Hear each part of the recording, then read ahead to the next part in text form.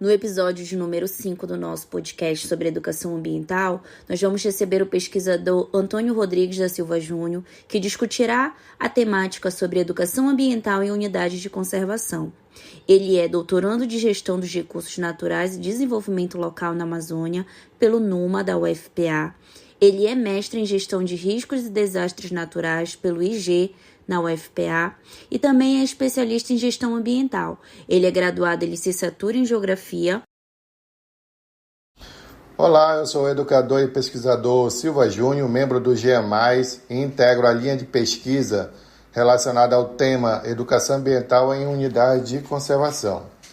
Bom, ultimamente eu tenho me dedicado a realizar a discussão das unidades de conservação no contexto de educação ambiental crítica a partir de três viés especificamente, né? O viés político, né, que permeia todo o contexto histórico do processo de criação dessa categoria de áreas protegidas, e bem como do viés sobre as potencialidades do desenvolvimento local, né, que as unidades de conservação possibilitam, e também da reflexão, né, sobre qual sociedade nós estamos produzindo ao ignorar os conhecimentos científicos e os saberes tradicionais inerentes às questões ambientais. Do ponto de vista político, porque as unidades de conservação conviveram e convivem com a dualidade paradigmática do tal desenvolvimento, né, promovido por diferentes agentes sociais que produzem um espaço geográfico. E essa produção, né, esses diferentes agentes sociais, né, essa questão política, ela é condicionada, né, à ideologia dos representantes de classes sociais que estão no meio político. Então, você vê ali, para alguns, onde se tem de um lado a bancada dos defensores da expansão do capital, cujas unidades de conservação elas são vistas como um impedimento do desenvolvimento.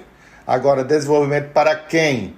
Para que classe social? Para a sociedade como um todo ou para algumas classes, para alguns agentes sociais de produção do espaço que detêm o capital e os meios, os recursos de produção, né?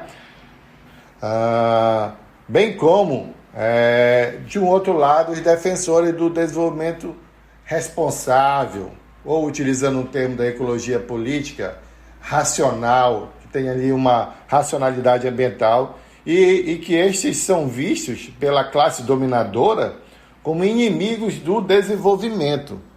Então, nesse primeiro momento político, existe essa dualidade paradigmática, tá? Onde você tem, de um lado, os representantes de uma classe dominadora e, de outro lado, a minoria, que muitas vezes são massacradas por discursos e debates que desrespeitam até a integridade pessoal de autoridades que defendem a causa ambiental. O outro ponto de vista são as potencialidades do desenvolvimento local, e aqui eu gosto de destacar, porque as unidades de conservação elas concentram inúmeros recursos, inúmeras potencialidades de proporcionar um desenvolvimento que tem as suas múltiplas dimensões contempladas. Então, um desenvolvimento econômico, um desenvolvimento social e um desenvolvimento cultural e ambiental. Então, eu sempre gosto de citar as potencialidades das trilhas ecológicas que esses espaços podem possibilitar. Ultimamente eu venho me debruçando sobre as trilhas de longo percurso, né? Aquelas trilhas realizadas por pessoas que praticam o ciclismo, né? E aí passam por diversas comunidades. Então a trilha ela é construída integrando unidades de conservação e comunidades, e aí essas comunidades elas servem de ponto de apoio, onde esses trilheiros, né, eles passam a interagir com essas comunidades tradicionais, passam a conhecer a cultura dessas comunidades tradicionais, e essas comunidades tradicionais têm a possibilidade de comercializar os produtos produzidos por elas.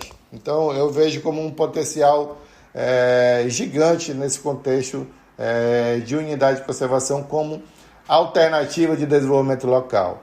E, por fim, o ponto de vista da reflexão. Então, de qual sociedade nós estamos produzindo ao desconsiderar os saberes tradicionais e os conhecimentos científicos sobre as questões ambientais, né?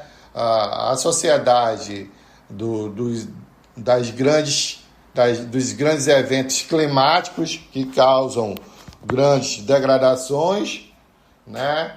A sociedade do aquecimento, né, global, de altas temperaturas, né, de entropia desse sistema, do equilíbrio desse sistema, ou uma sociedade que podemos compatibilizar ali um desenvolvimento, uma expansão do capital com uma responsabilidade ambiental. E, por fim, o ponto de vista da reflexão, né? E aí entra mais nitidamente a questão da educação ambiental aqui nesse ponto, porque ela faz com que a gente reflita, né, de maneira crítica qual sociedade nós estamos produzindo ao desconsiderar os conhecimentos científicos e os saberes tradicionais. Uma sociedade do conflito, uma sociedade de degradações ambientais, uma sociedade em que há uma insustentabilidade da relação sociedade e natureza.